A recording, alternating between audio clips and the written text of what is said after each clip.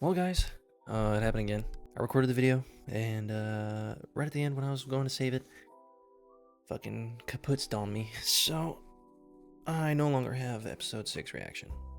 So yeah, I was busy through the Thanksgiving week. So I do hope everybody had a good Thanksgiving and a good Black Friday. Hopefully getting all them good deals, all that fun stuff. Well, we learned some pretty valuable stuff in this episode for sure. Not a lot of action, not a lot of fighting. There was two dominant fight scenes, I believe, but it was mostly just getting some more lore and some more understanding behind some stuff. So we're gonna go through, kind of review it. I'm gonna let you guys know my thoughts through it. I just didn't want to not give you guys something. I didn't want to not post anything for this episode, that's for sure. A few quick things before we do that. I'd like to give a good old shout out to my boy Johnny U, obviously. Johnny U, as always, left a great comment letting us know some well-needed info. He let us know that our boy Triss, the assassin that became a woman, he let us know that the sequence 7 potion, which actually turns you, obviously, as we see, into a woman, completely like as if you were born like that. I thought that was pretty interesting. He also let us know that they don't actually, the higher-ups don't actually tell anybody, any of the male initiates, that that's going to happen. They just have to figure it out on their own, which definitely has to play with the mind for sure. He also let us know that obviously any higher ups that were men really despise women that get into that pathway because they don't have to give anything up. I hope that they play into that dynamic, because that would be really cool to like see it play out throughout this series. He also let me know that Roselle is a freak. Roselle wrote at one point, "The taste of a dominus ain't bad." So, alright, buddy. He also recommended Madoka Magic. I've heard of it, and I've seen, like, clips here and there. I have not seen the show. I don't know anything about what it's about. I would figure it's a magical girl show, which I haven't seen many of. I have seen Kill la Kill, which I think might technically be a magical girl show. Seen a few episodes of Magical Destroyer, which is actually really good. That one's a cool one. So if you guys are interested in Madoka Magic, please let me know, and I will try and start that out too. I'd also like to give a shout out to Jaded Swordfish. He let me know to check out Neil's mysticism classes. Since I've seen 5, now 6 episodes, I can watch 6 of those. That'll give me a little bit more lore and knowledge about the world and stuff, hopefully. So I will be watching those in my free time. But yeah, without further ado, let's get into the review. So the episode starts off with our main guy drawn on the wall here. Not our main guy, but we soon find out this is actually Klein's professor, Azik Egger, and he's drawn something with his blood. At least I think it's his blood. Then we find out that that one of the main girls has been having nightmares, and so Klein, obviously, and the rest of our gang go into her nightmare to try and figure out what's happening. There's a wraith there, supposedly, and so they're going to confront it. We're then introduced to this nice little relic, 30782, a mutated sun sacred emblem. And what this does is, after a minute, it purifies spirits within a 15-meter radius, which is basically 50 feet, so 100 diameter circle. And it's a relic of the Church of the Eternal Blazing Sun, although I don't think we figured that out till later. So obviously they enter the building, and then voila, they encounter the Wraith. With a badass sword, if I may add.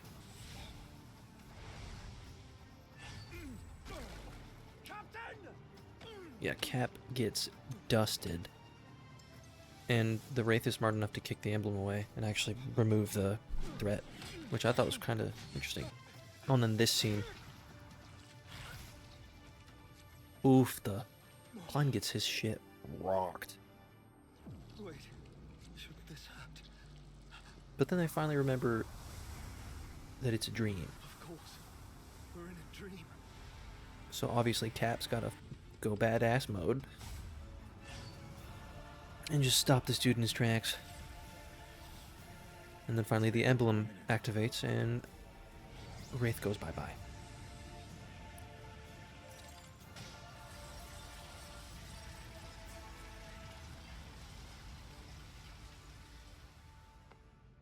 So then we uncover this painting here, and Klein says it looks an awfully lot like his professor, who is coincidentally the one we saw at the very beginning of this episode. So they decide they're going to look around the castle for a little bit longer, take turns guarding, and Klein is the first one to take watch. And so with some time to just chill out, he decides he's going to learn more about this relic because there's not a lot of information on it.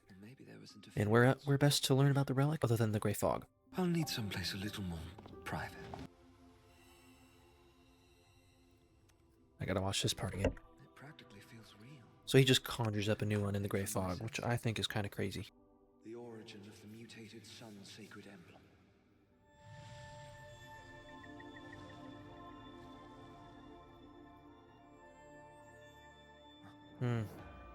Wait, that symbol. Of course.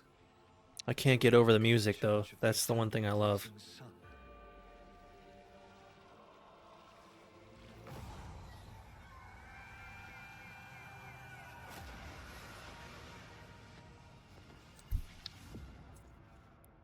Yeah, so Klein watches that guy totally die after imbuing the emblem with some kind of gold liquid. And so what the fuck does Klein do? He goes in that bitch.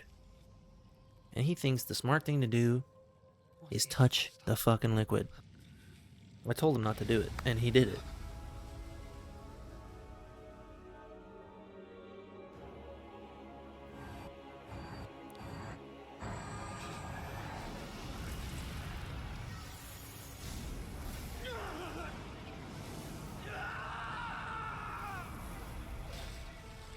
Yeah, what a great shot. What a great shot, can I just say.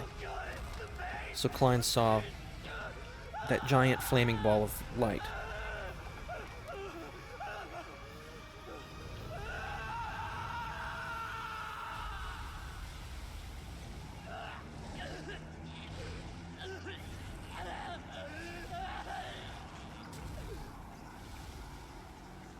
Man, this show's so good, dude.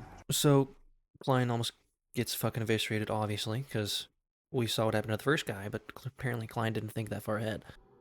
Damn it.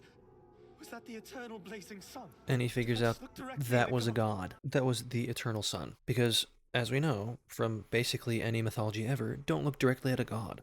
But then, once he heals up, words pop up on his arms, and he realizes he's gained some knowledge. This knowledge. White angel. The method for making a flaring sun charm.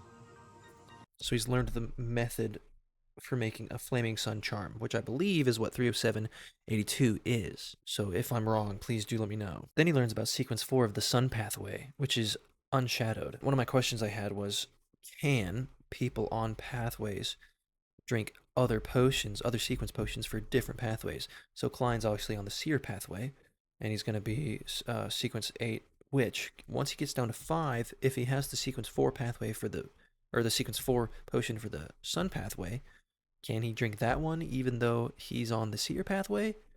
Like, can you mix and match? Because that would make it very complicated, but it's also a cool dynamic that I think would be neat. Anyway, with the knowledge acquired, obviously he goes back to guarding the castle. He's lucky nothing happened while he was in there. I would like to know what the hell a white angel is, though.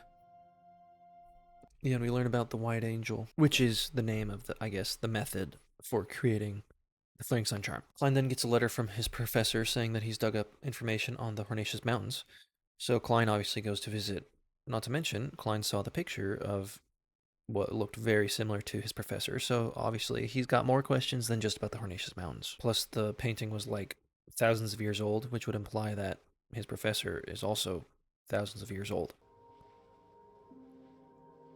Also, can I just say, look at the fucking rooms. Look at this shit. China is amazing with their animation. Obviously, Klein sees the painting on the wall that the professor did. Recognizing the sword, he goes to unveil it. And sure enough, it's the castle that was in their dreams. Limerick Castle. Professor Azik, you weren't in, but I saw this mural, and I walked in without thinking. Yes, I've suffered odd dreams as of late. And these sketches, done in my sleep it seems. My head is splitting. Follow me. The professor obviously catches him, and they go to sit down. The professor just waving it off. Wow, thank you, Professor. Guess I'll leave you to it then. Read it here. You're no longer enrolled as a student here. I trust you, but I can't leave the campus. And the professor's a little weird, really trapping Klein a little bit. Looks like the castle from my dream divination, but not as imposing, nor on a peak, and lacking the massive eldritch throne. We found out that the Hornacious Mountains is home to a ancient civilization. Klein believes this civilization might be the Evernight Nation from the Antigonus Notebook. Klein said based off the murals, they seem akin to modern humans, which led me to believe that maybe he's referring to Earth humans, humans from Earth, like him. Not to mention the professor said that these people just up and disappeared one day. So my thought process is that these people, the Hornacious Mountain Range people, the Evernight Nation, were actually all transmigrates, and that somehow they found out a way to go back home. So obviously, Klein would want to go there and figure that out to help, possibly help him go home as well. We also learned that they worshipped the ruler of the Evernight, Mother of the Sky. Klein's wondering if it's just a coincidence or if that is actually the Evernight goddess, because it's very similar sounding translation. And then this scene. Thank you. This is the prettiest coffee I've ever fucking seen. What's wrong? You haven't touched your coffee. Look at this coffee. Look. What's wrong? You haven't touched your coffee. It was blurry, and then it came into focus, and it almost looks real. It's so fucking awesome. So then the professor catches him. You've always taken one lump of sugar. Tastes change with age, you know? Your fate is off, riddled with disharmony. How is it disharmonious? It's vague. Then the professor starts catching on about Klein. There's one thing I'm certain of, though. These erratic synchronies directing you. I happen to be one of them on your course. This castle. You've been there, haven't you? You were nervous, in a way I've never known you to be. You have uncovered my history. What did you see? I need to know. I can't remember my own past. So we found out that the professor doesn't even remember his own past. So Klein, obviously being the helpful student, former student, is going to help him find out his past. So obviously Klein and the professor go to the castle. This castle, it's still freshly built in my dreams. Could he really be some ancient transcendent creature? There was a stable here. My most beloved steed. Yeah, this was a great episode. So pissed that I don't have it.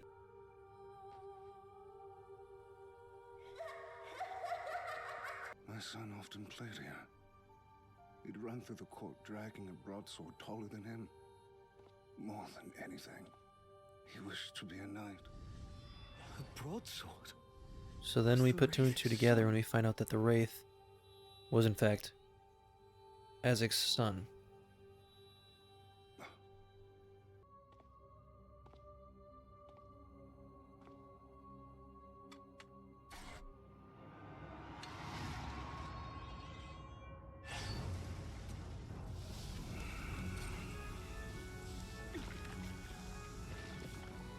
Professor! What is this? I can't even explain this part. It's just gorgeous. Music, animation, everything. Look at that. Look at that. Look at these shots. Professor, are you alright?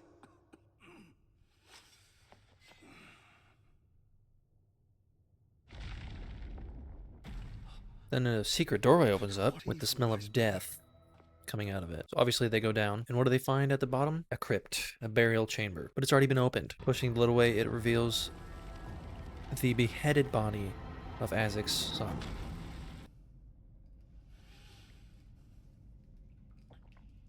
Are you okay, Professor?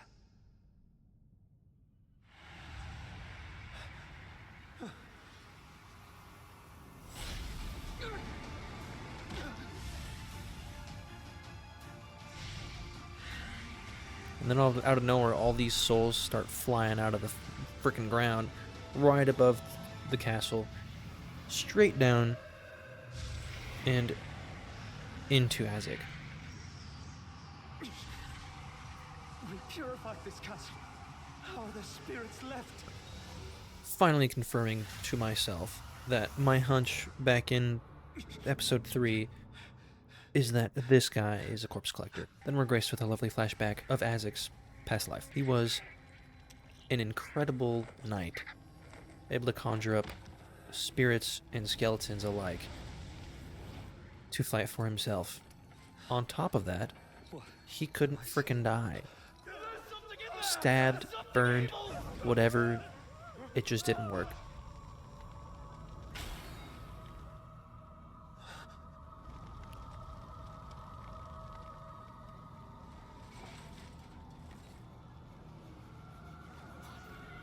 They really know how to make someone badass in this show, and it's so good.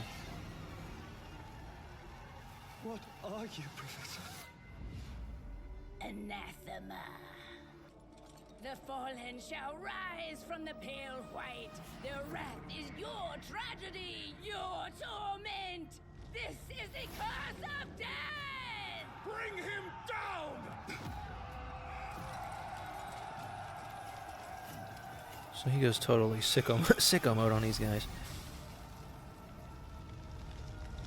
What the fuck?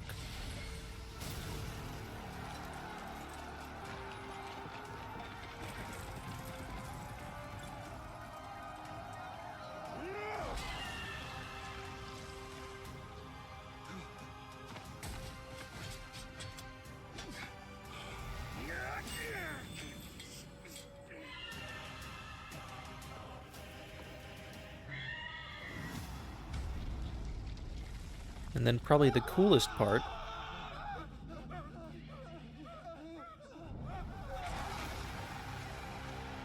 a fucking giant skeleton.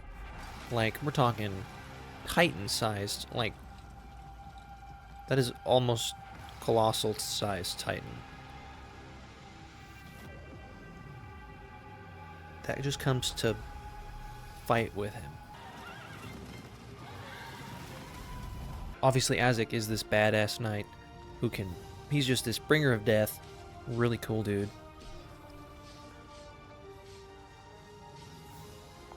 But we also learn that he's got a soft side. He has a family. So we see these two sides of his life.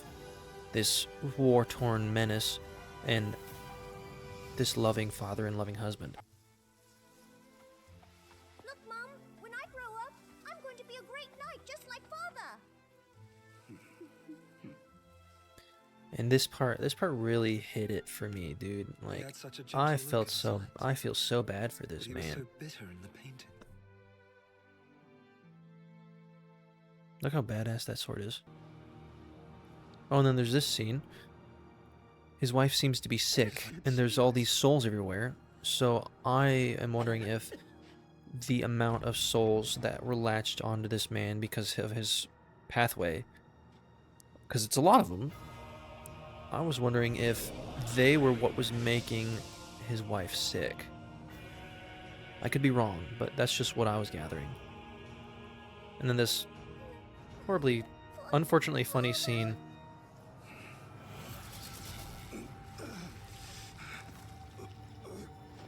where he explodes and throws his son across the room. I thought he killed his son, but his son is alive. So he obviously doths all of his armor, and he gives up on being there because I guess he doesn't want to hurt his family.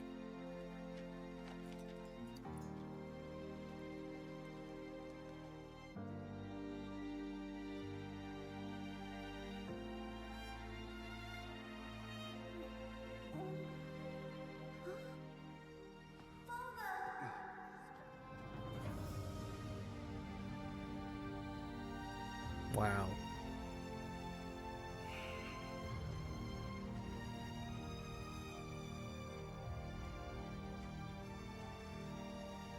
Professor, wake up! Please, wake up!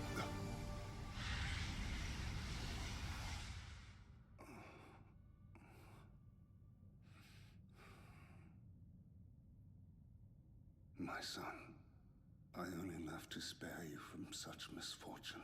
His head is missing. So with them noticing that his head is missing, In the last 3 months, Azik decides he's going to track The whoever ritual seal was broken. whoever took Released it your son's wraith. and absolutely murder them. So he casts a spell to track them. whoever took my child's skull, I will hunt them, and they will suffer. And to our surprise, where does it go immediately? Blood we share, we'll find them.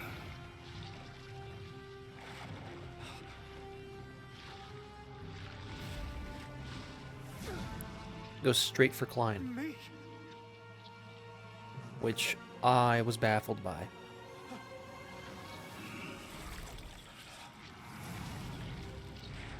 I was like, yeah, Klein is gonna die.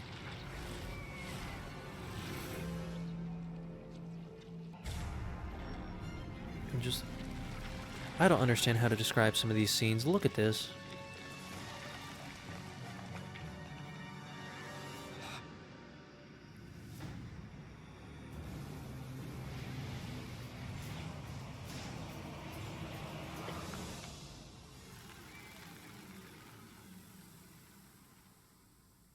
Man. They can't be found. Luckily, and that gosh damn feather again, the feather for the upside down god, the giant, the true creator, that's here now. So something's going on. Luckily, it only latched onto Klein because of his erratic power. Azik lets us know that every few decades he falls into deep sleep and reawakens with all of his memories gone except for his name and some basic knowledge. I retain only my name, some basic knowledge. The rest is lost to me. After a time, the dreams begin. Sometimes I have a daughter. She adores the swing I crafted for her. In other dreams, And we realized that with a beautiful wife and 3 children. Azik's had I always several loved my families, family. many I dreamed families that he's always loved, hurt them in the end. but that due to the nature of his pathway Every dream concludes with my forlorn departure. and of him, he always ends up Now I leaving. know. You can't imagine what it's like. The turmoil inflicted on a man living without a past. Like a ship lost at sea. Forever adrift with no shoreline in sight. Only now, I have a compass to lead me. He'll never know how much I can empathize. I'm also a stray ship, unmoored in this world. My life and my family are behind me, maybe for good.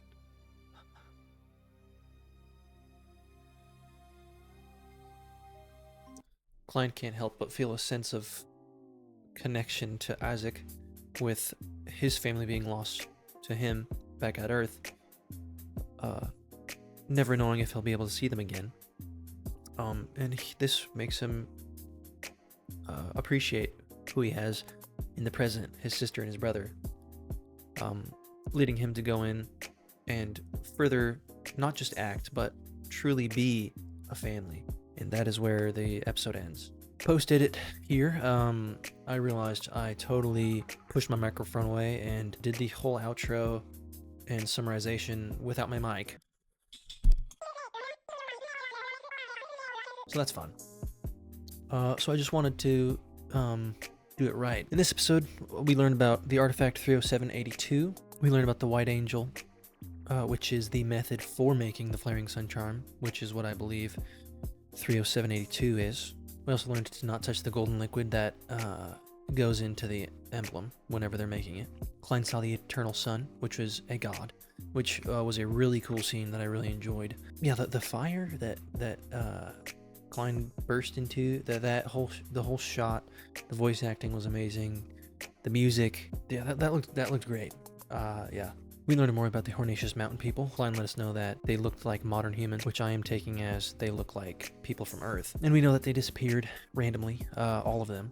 So I believe, obviously, like I said, that I think they are transmigrates. And I think Klein would have a great shot at getting possible information to get home if he goes there. And finally, we had some awesome backstory on Azik, Klein's professor, my theory was correct. He is indeed a corpse collector. I mean, he had a giant skeleton appear right behind him, so like, what more evidence could you need? Anyway, yeah, that's pretty much it for this episode. Yeah, so I appreciate any comments you guys give me. Like always, please do leave a like and a comment. Let me know if I missed anything, if there's anything you'd like me to do or like to see. And yeah, I'll see all of y'all in the next one. Peace.